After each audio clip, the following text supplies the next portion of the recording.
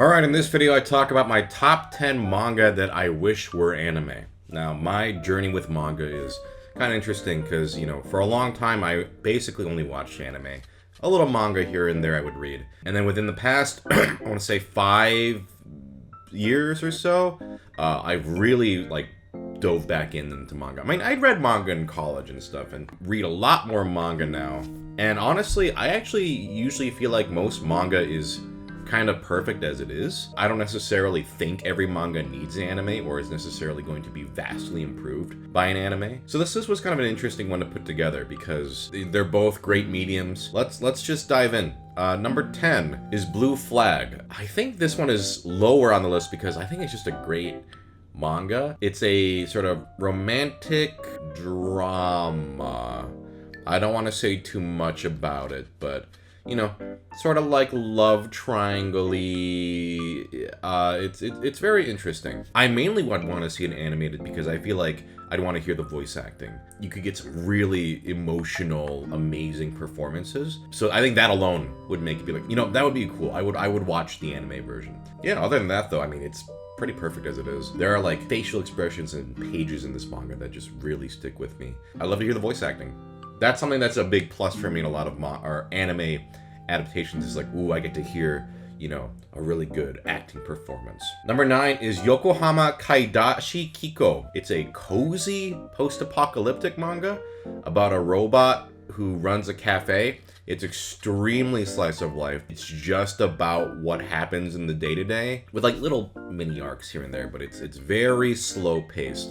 My actual perfect version of this, which they would never do, would be if they did tiny, little mini episodes. They didn't have to be the same size. This is a series that is so laid back, and sometimes a chapter is just no words, just a brief moment, she's just drinking coffee or something. I don't think it would be something where I'd want to watch full 24-minute episodes. And I know there are anime that do little mini episodes. I think that format would be perfect for this because it's very cozy, sweet, sometimes very sad. It's a great manga. But if they did a mini little bite-sized episodes, I think you could make something really beautiful. Number 8 is She Loves to Cook and She Loves to Eat. One woman loves to cook and her neighbor loves to eat, and they become closer. On its surface, it seems very just pure fluff, but it delves into some really emotional stuff and very well-written just handling of issues and things like that. And it's a great series. Highly recommend it. This is on the list mainly because, listen, if it's a food series, I want to see that delicious looking food, in the style of a Delicious in Dungeon or any cooking anime where you just see the food, because when I watch them eat, I'm like, oh man, it makes me hungry. That I think you could get some great performances as well. If you haven't read it, it's a really wonderful series. I mean, even on its premise alone, where it's just two ladies just sort of meet cute and just a love for food. If it were just that, I'd be like, hell yeah. But it's got a lot of depth to it. So, highly recommend it. Number 7 is Beast Complex. I have not seen the final season of Beastars yet, ironically, even though I'm in it. But I've seen the first 2 seasons, and I love Beastars. And Beast Complex is a set of mini one-shots in the same universe, and they're great.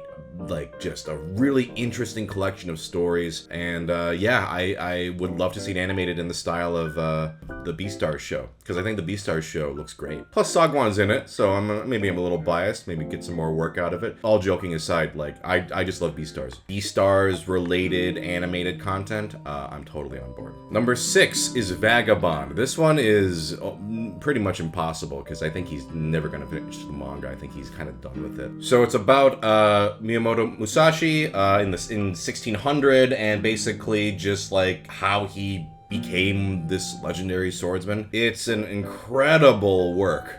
It's a shame it probably will never be finished.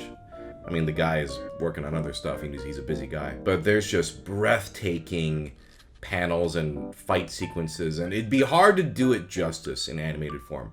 But if they got the right people for it, oh man, it would be just phenomenal. So this one would really require a high level studio to do it, but I won't lie and say I wouldn't want to see that. You don't need to adapt the whole thing. Maybe just like a movie of like part of it, I think might be the best version of this. Because you don't need to cover the entire thing, especially because it's not done.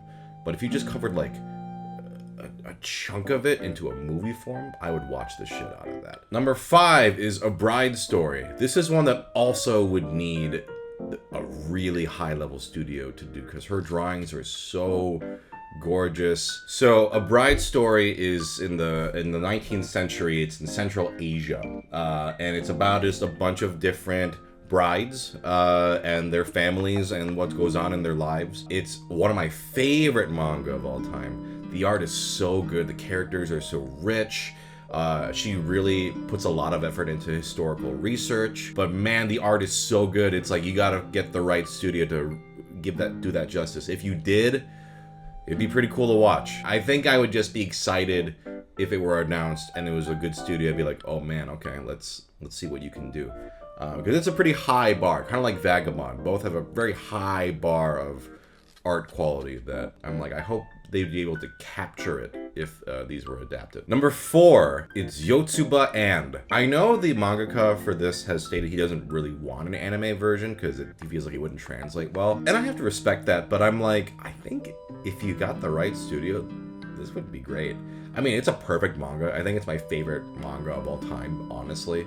It's just about a little girl just living her childhood and just the endearing family and friends, and she just does stuff. It sounds so plain, but first of all, it's extremely funny and just really sweet. It's absolutely my shit, but the comedy is really strong in it. If you just kind of were okay with maybe a slower paced, but still beautifully animated, I feel like it could be really, really good. I mean, I think they even released like a soundtrack for it, which is kind of fun. But I guess it doesn't really need an anime. I would just like to see certain parts animated. Does every manga need an anime?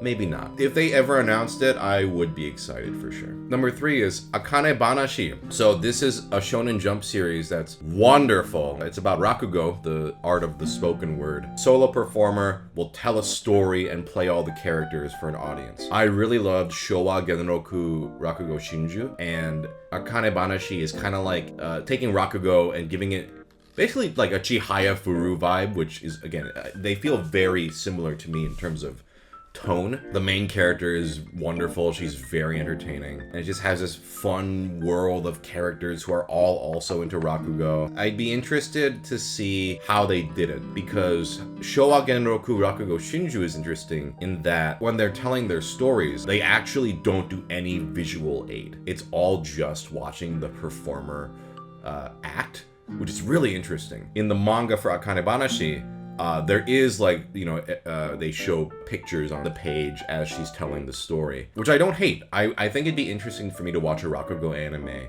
that kind of did more of a visual element, but at the same time still making sure you see her facial expressions, because that's a really important part of Rakugo. And then just voice acting, being able to hear. One of the best parts of Rakugo Shinju is that you get to hear these amazing seiyuu doing these just wonderful storytelling performances. I think it's like Akira Ishida's like best work he's ever done as like the main character in that show. So just to get to hear more Rakugo, and also just like different ages and genders of Rakugo storytellers, because that one is mainly predominantly male, with a few exceptions. Seeing modern day characters do Rakugo would be really cool. For me, a lot of it, I think, is like, what would voice acting add to it? Not necessarily, oh, the animation would be better than the art. Just like the voice acting alone can be a big incentive for me. Number 2 is Daemons of the Shadow Realm. This is by the Fullmetal Alchemist mangaka. I don't want to spoil too much, but like, there's like a village. I'm not going to go into it too much. A lot of daemons. A lot of crazy shenanigans and fights and wacky characters. It's really fun. I don't think it's reached the Fullmetal Alchemist highs for me, but I do think an anime version of this would be great. I think sometimes in manga, it can be a little hard for me to track what's going on in a fight.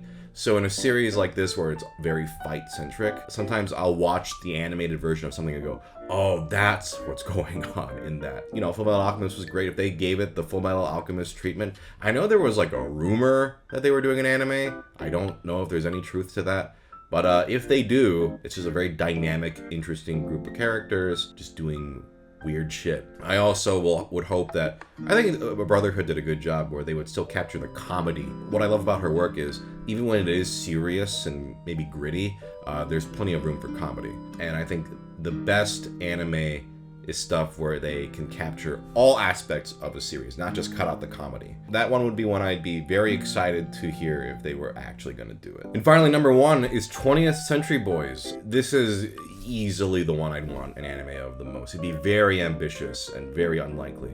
But listen, we got a Pluto anime, so anything can happen. But 20th Century Boys is about like, this guy is kind of washed up. He runs like a liquor store. He finds this like symbol that he was like, oh, I think I remember this from my childhood.